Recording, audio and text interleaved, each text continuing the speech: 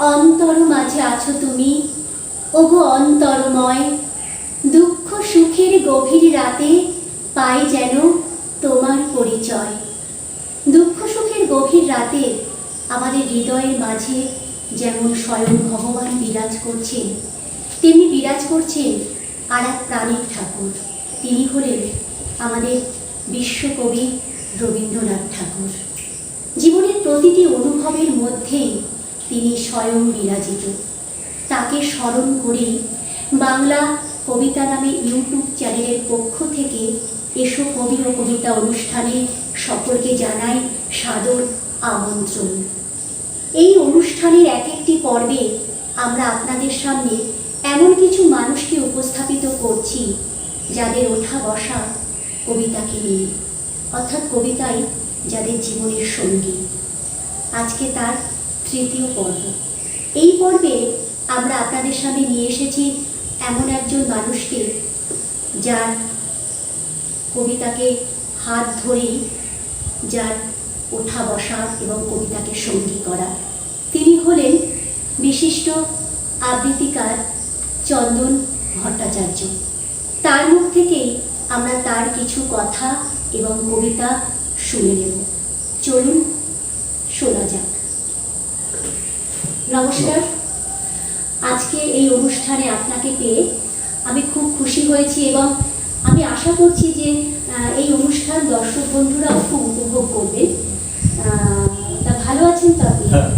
আচ্ছা, আপনার কাছে কিছু প্রশ্ন নিয়ে আমি এসে উপস্থাপিত হয়েছি। কিছু প্রশ্ন আমি রাখবো এবং কিছু কবিতা আমরা শুনবো। তা প্রথম যে প্রশ্নটি আমি করব তা হলো এই যে কবিতাকে হাত ধরে আপনার ওঠা বসা বা কবিতাকে সঙ্গী করা একদম কি শৈশব থেকে না একটু বড় বয়স থেকে কবিতাকে সঙ্গী করেছেন, সেটা যদি একটু বলেন। আসলে আমার এই আবৃত্তি চর্চার বয়স প্রায় 30 বছর। প্রায় 30 বছরের ধরে আমি আবৃত্তি চর্চা করছি। তবে সব কিছুর একটা আরম্ভের একটা আরম্ভ। প্রদীপ জ্বালানোর আগে তো সর্ষে পাকাতে হয়। অবশ্যই। সেই আরম্ভটা সে কবে হয়েছিল সেটাই বলতে পারব। আমার বাড়ির পরিবেশ, সেখানে আমি আমার কাকাদের দেখেছি। আমার মা গান জানতেন, সঙ্গীত চর্চা করতেন এবং আমার কাকাকে দেখেছি সেই পুরনো রেকর্ড আবৃত্তির, ধরুন শম্ভু মিত্র, প্রদীপ ঘোষ, হ্যাঁ, এবং যত আবৃত্তি শিল্পী রেকর্ড বেরিয়েছিল সব রেকর্ড আমার বাড়িতে ছিল। আমি ছোটবেলার থেকে ওইগুলো শুনেছি এবং শুনতে শুনতে আমার আবৃত্তির প্রতি একটা ভালোবাসা তৈরি হয়। এবং সবচেয়ে যে আমাকে প্রভাবিত করেছে আবৃত্তিতে তিনি প্রদীপ ঘোষ।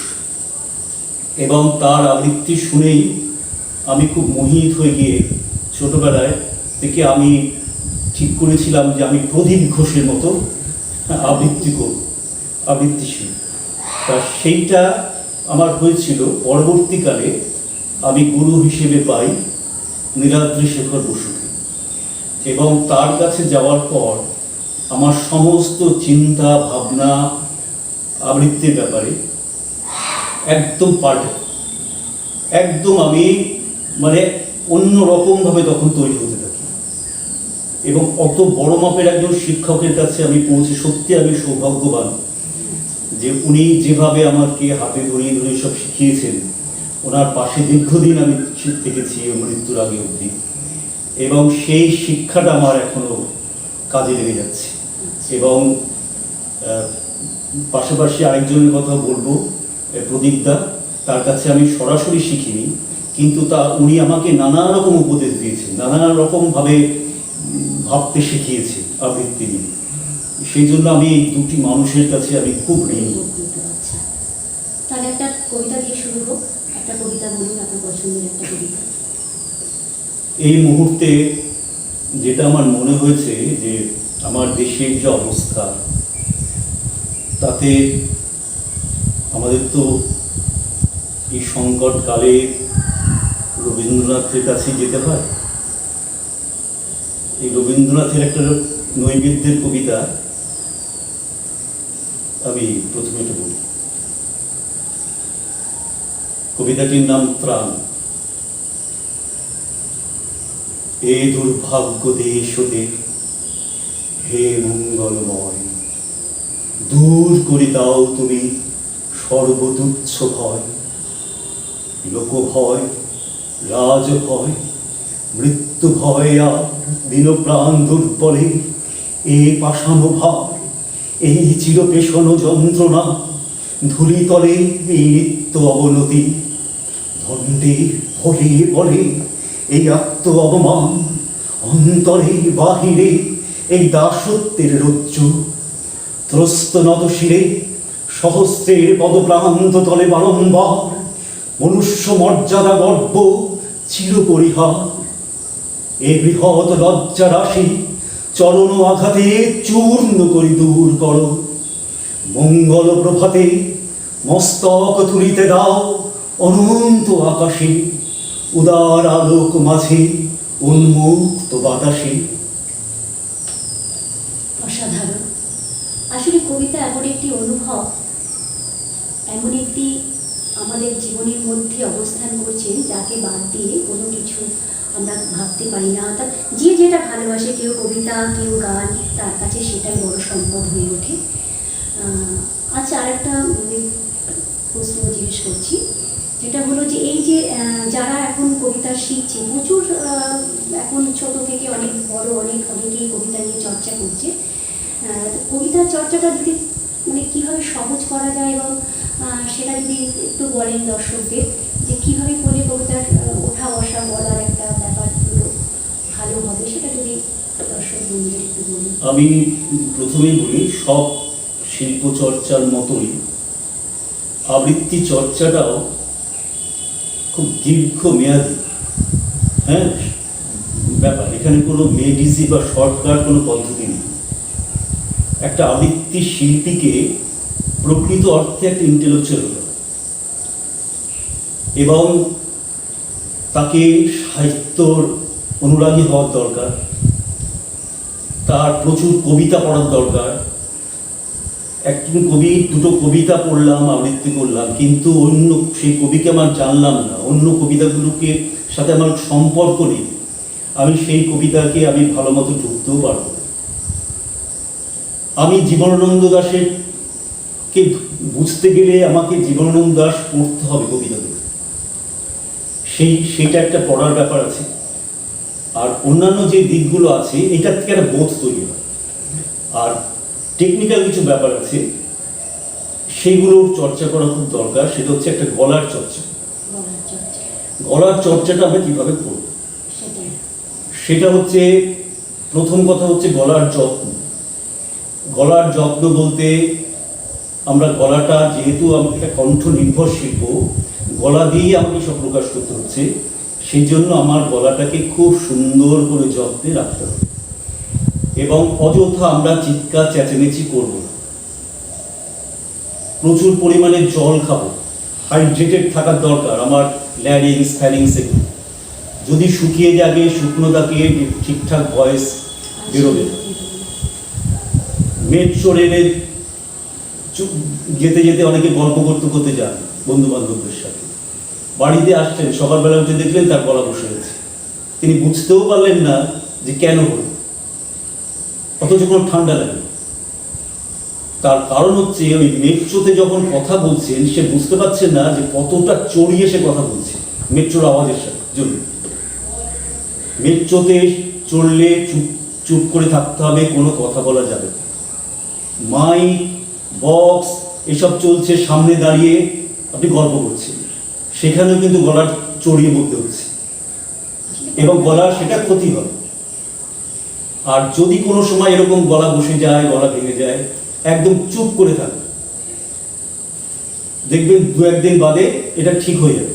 তার উপর যদি চিৎকার চেঁচামেচি করেন, সেটা কিন্তু আরো অনেক ক্ষতি হবে। এবং দরকার হলে ইনহেল করা, স্টিম ইনহেল করুন।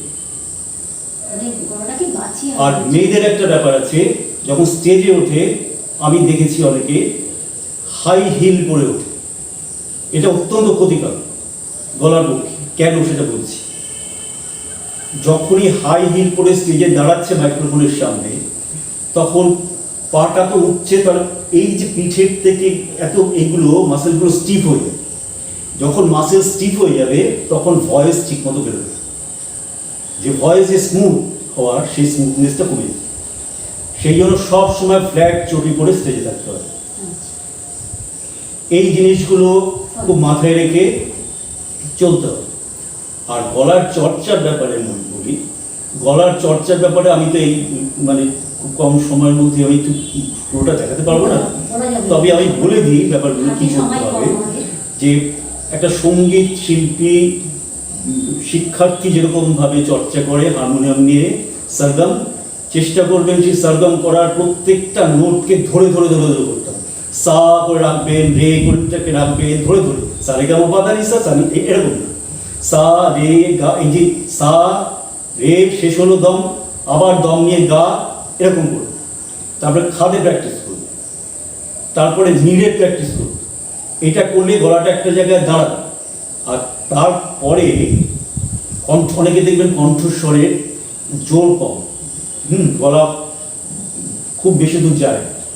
এবার এই কণ্ঠস্বরের জোরটা বাড়ানোর জন্য কতগুলো এক্সারসাইজ আছে, সেগুলো করাতে হবে। আমি পরে মানে যদি সময় সুযোগ হয় বলবো। একটা কবিতায় চলে যাই আমরা, পরবর্তী কবিতাটি শুরু করব।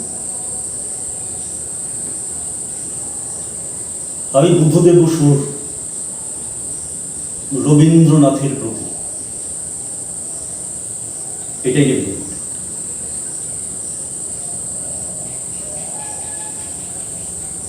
তোমারে স্মরণ করিয়া যেই দারুণ ভক্তিতে, হে বন্ধু হে প্রিয়তম, সভ্যতার শ্মশান শয্যায় সংক্রমিত মহামারী, মানুষের মর্মে ও মজ্জায় প্রাণ লক্ষ্মী নির্বাসিতা, রক্তপায়ী উদ্ধত সঙ্গিনী, সুন্দরের বিদ্ধ করে মৃত্যুবহ পুষ্পকে উড্ডীন, বর্বর রক্ষস হাঁকে আমি শ্রেষ্ঠ সবচেয়ে বড়। দেশে দেশে সমুদ্রের ধীরে ধীরে কাঁপে থর থর, উন্মত্ত জন্তুর মুখে জীবনের সোনার হরিণ। গান রুদ্ধ, গান স্তব্ধ, ভারতের স্নিগ্ধ উপকূলে লুব্ধতার লালা ঝরে। এত দুঃখ, এ দুঃসহ ঘৃণা, এ নরক সহিতে কি পারিতাম? হে বন্ধু, যদি না লিপ্ত হতো রক্তে মন, বিদ্ধ হতো গূঢ় মর্মমূলে তোমার অক্ষয় মন্ত্র, অন্তরে লুভেছে তব বাণী। তাই তো মানি না ভয়, জীবনেরই জয় হবে জানি। অসাধারণ। আসলে কবিতার আমি মনে করি, আমি কেন, যারা কবিতা লেখে বা যারা আবৃত্তি শিল্পী, যারা আবৃত্তি করে, সবাই মনে করেন যে এই কবিতার ভাষা হচ্ছে অনুভবের ভাষা, প্রতিবাদের ভাষা, ভালোবাসার ভাষা। এবং পৃথিবীর সমস্ত দেশের কবিতার ভাষা এক, সে হচ্ছে ভালোবাসা, অনুভব এবং প্রতিবাদ, সব কিছু মিলিয়ে কবিতা। আপনার যে পরবর্তী প্রশ্নের আসার আগে, যাওয়ার আগে আমরা আর একটা কবিতা শুনে নিই, কেন হাতে আমাদের সময় কম, তাই একটা কবিতা আমরা চলে যাই। এবারে আমি একটু অন্যরকম কবিতা বলব। কবিতাটা খুব নস্টালজিক, রতন তনু ঘাটির গ্রামের গল্প।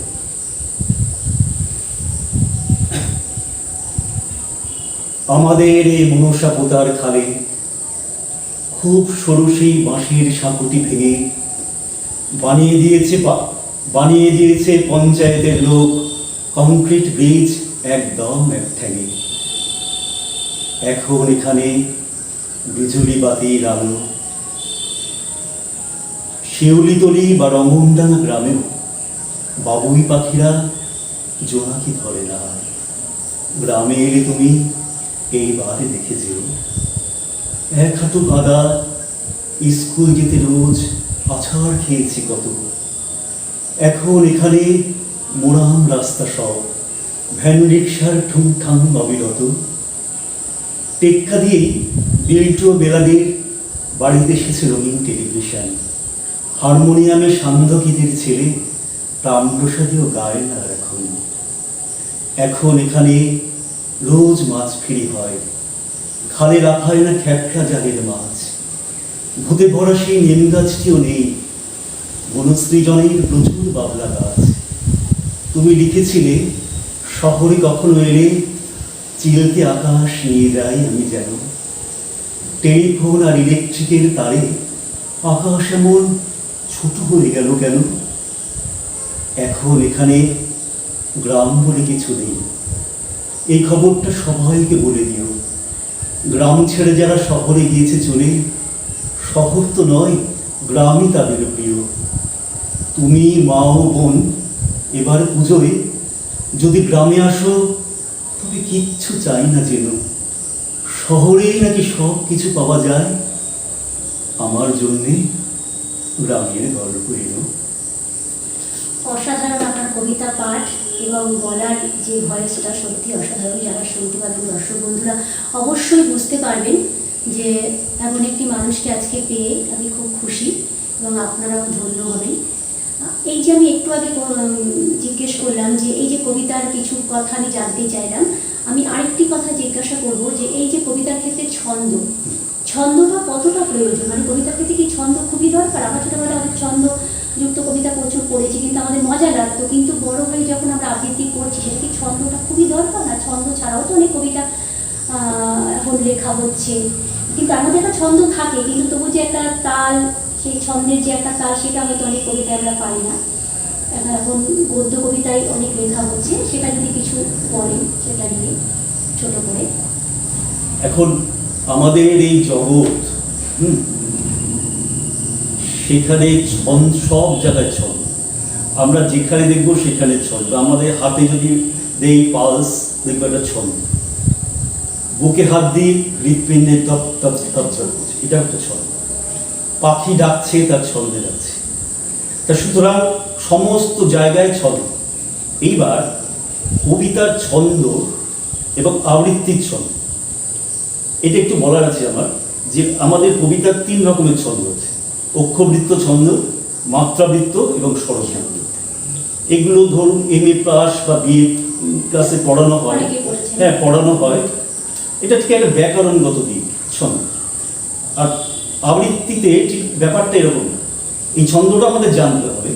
এবার আবৃত্তিতে আমাদের কি করতে হবে, এই ছন্দটা যখন জানবো, এই ছন্দগুলো একটা আমার উচ্চারণের মধ্যে দিয়ে, আমার কণ্ঠস্বরের মধ্যে দিয়ে আমি একটা ধ্বনি স্পন্দন, একটা ধ্বনির ঝঙ্কার, একটা ধ্বনির সঙ্গীত তৈরি করি। হ্যাঁ, এই যে ঝঙ্কার তোলা, একটা শব্দের সাথে একটা সংঘাত ঘটে একটা ঝঙ্কার তৈরি হচ্ছে। এবার এইটা উচ্চারণের মধ্যে দিয়ে, কণ্ঠের মধ্যে দিয়ে এটা চর্চা যাচ্ছে। যদি না হতো ধরো, তাহলে অনেক বড় বড় ছান্দশিল্পীরা বড় আবৃত্তি শিল্পী হতো, তারা ছন্দটা ঠিক রেখে রেখে পড়ে যেত। কিন্তু সেই সঙ্গীতটা তৈরি করার জন্য তো এই চর্চা করতে হবে। আমি একটা উদাহরণ দিলে এটা বোধহয় স্পষ্ট হবে। সেটা হচ্ছে, আমি যদি এটা বলি, আগুনের ফুলকি ছোটে ফুলকি ছোটে ফুলকি ছোটে, ফাগুনের ফুলকি ফুটে, নবযুগ পত্র ফুটেই, আগুনের ফুলকি ছোটে ফুলকি ছোটে ফুলকি ছোটে, এটা বললাম। আবার দেখুন, এইটা যদি এরকম ভাবে বলি, আগুনের ফুলকি ছোটে ফুলকি ছোটে ফুলকি ছোটে, ফাগুনের ফুলকি ফুটে, নবযুগ পত্র ফুটে, আগুনের ফুলকি ছোটে ফুলকি ছোটে ফুলকি ছোটে। দুটো ছন্দ এক বলছি, কারেক্ট, আমি ছন্দে কোনো ভুল করি। কিন্তু কি করলাম প্রথমটাতে, এই যে বলেছি একটা ধ্বনির স্পন্দন, ধ্বনির ঝঙ্কার, ফুলকি ছোটে ফুলকি ছোটে, দেখুন ধ্বনির একটা ঝঙ্কার তৈরি হচ্ছে। হ্যাঁ, আর দ্বিতীয়টাতে আমরা কিন্তু সেটা করলাম, আমি ছন্দটা রেখে রেখে পড়ে গেলাম। আবৃত্তির ছন্দ বলতে আমি এটাই বুঝি, এবং এটাকেই বলা হয় আবৃত্তির ছন্দ। সুতরাং আমাদের যখন ছন্দ চর্চা করব, যে মূল যে ছন্দ, ব্যাকরণগত দিক, সেটা যেমন জানতেই হবে, পাশাপাশি এই ব্যাপারগুলো জানতে হবে, এবং চারপাশের যে ছন্দ, এটাকেও আমাদের গভীর পর্যবেক্ষণের মধ্যে দিয়ে দেখতে হবে। আমি আরেকটা উদাহরণ দিই, তাহলে স্পষ্ট হবে কেন বলছি। যে কাজী নজরুল ইসলামের একটা কবিতা আছে, দোদুল দূর করে। একটা গ্রামের একটা মেয়ে, তার চলন, সে একটা কলসি নিয়ে কলসিকাকে নিয়ে যাচ্ছে। এবার সেই যে ছন্দটা, তার যে চলাচলে কিশোরী মেয়ে, তার চলার ছন্দটা কাজী নজরুল ইসলাম ধরেছেন এরকম ভাবে। এটা একটা আরবি মোতাকারী ছন্দকে আমাদের বাংলায় নিয়ে এসছেন। দদুরি দদু, দদুরি দদু, বেনি মাত আলু ছাত, আলু ছাত, কোপা ফুল, দদুরি দুল, দদুরি দুল, এইটা। তাহলে ওই যে আমাদের যদি অবজারভেশনটা না থাকে, হ্যাঁ, আমার সামনে ছবিটা যদি আমার তৈরি যদি হয় আবৃত্তির মধ্যে দিয়ে, তাহলে তো ওই অবজারভেশনটা থাকার দরকার। সেই জন্য এই যে পর্যবেক্ষণটা গভীর হওয়ার দরকার। এইভাবেই একটা ছন্দ শিখতে পারে। আর গদ্য ব্যাপারটা হচ্ছে গদ্য কবিতা, গদ্য ছন্দ, যেটা রবীন্দ্রনাথের হাতে পড়ে অনেক সমৃদ্ধ হয়েছে। একটা গাছ, একটা বড় গাছ, সেই গাছের মধ্যে শাখা আছে, পাতা আছে, গাছটা উঠেছে, কিন্তু দেখি এই শাখাটা বড়, এই শাখাটা কম বড়, এটা এরকম ভাবে উঠেছে। কিন্তু আমরা যদি দেখি যে তার মধ্যে এই যে শাখা বিন্যাসটা বা পত্রের এই বিন্যাসটা পাতা, তার মধ্যে একটা ছন্দ আছে। হ্যাঁ, একটা ওই উদ্ভিদ বিজ্ঞানে ফাইলোট্যাক্সি বলে একটা কথা আছে, পত্র বিন্যাস। সেইখানে আছে, আমরা দেখবো প্রত্যেকটা গাছের মধ্যে একটা নির্দিষ্ট রীতিতে পাতাগুলো সাজানো থাকে। হ্যাঁ, সেটাও একটা ছন্দ। গদ্য কবিতাটা তাই। গদ্য কবিতাটার মধ্যে কিন্তু আমরা ওই ছন্দটা পাবো না, চার চার চার চার করে যাচ্ছে, ছয় ছয় করে যাচ্ছে, এটা পাবো না। কিন্তু আমাদের উচ্চারণের মধ্যে দিয়ে যখন নাকি ভাব অনুযায়ী, অর্থ অনুযায়ী কাটছি, তখন তার মধ্যে একটা ছন্দ মিলেছে।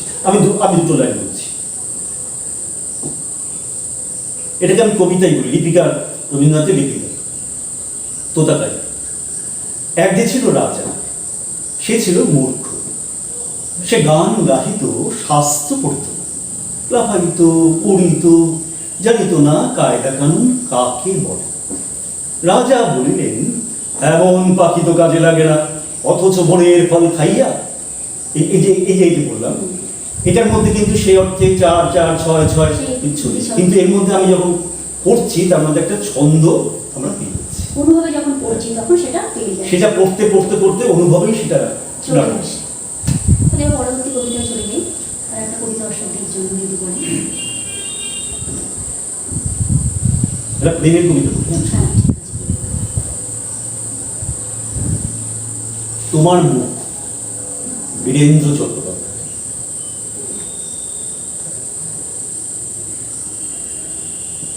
আমার হাতের ওপর তোমার মুখটি তুলে ধরলাম, দেখলাম আবেগে বোঝা তোমার চোখ, দেখা করলাম, কতবার বললাম তোমার কানে কানে কানে, দেখলাম রক্তরাজে ফিরিয়ে নেওয়া তোমার চোখ, দেখা করলাম, তোমার খোপা দিলাম খুলে, জড়িয়ে নিলাম আমার মুখে চোখে বুকে, দেখলাম পরম সুখে দুহাতে ঢাকা তোমার চোখ। সিঁড়ি দিয়ে নামতে নামতে হঠাৎ ফিরে তাকালাম, দেখলাম চোখের জলে ভেজা তোমার চোখ, দেখা হলো না। অসাধারণ কবিতা। আমরা একদম শেষে, অনুষ্ঠানের শেষ দিকে চলে এসেছি। অনুষ্ঠান আর দীর্ঘ করব না।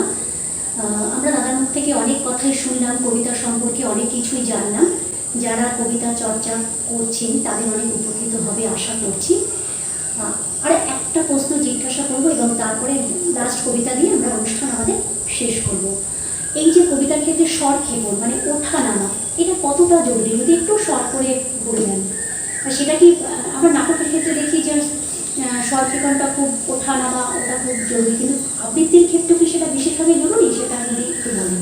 হ্যাঁ, সেটা হচ্ছে যে অভিনয় বা আবৃত্তি দুটো আলাদা শিল্প। হ্যাঁ, কিন্তু আবৃত্তির মধ্যেও একটা অভিনয় আছে, এটা গানের মধ্যেও আছে, কিন্তু পার্থক্যটা হচ্ছে মাত্রা। আমি কতটা সেখানে অভিনয়টা করছি। আমি যখন স্টেজে অভিনয় করছি তখন সে মাত্রাটা যা থাকবে, আমি যখন গান গাইছি নিশ্চয়ই তা থাকবে, যখন আবৃত্তি করছি তখন তা থাকবে। এখন এই যে কণ্ঠস্বরের যে ওঠানামা, সেটা সেই কবিতার কিভাবে ডিমান্ড করছে,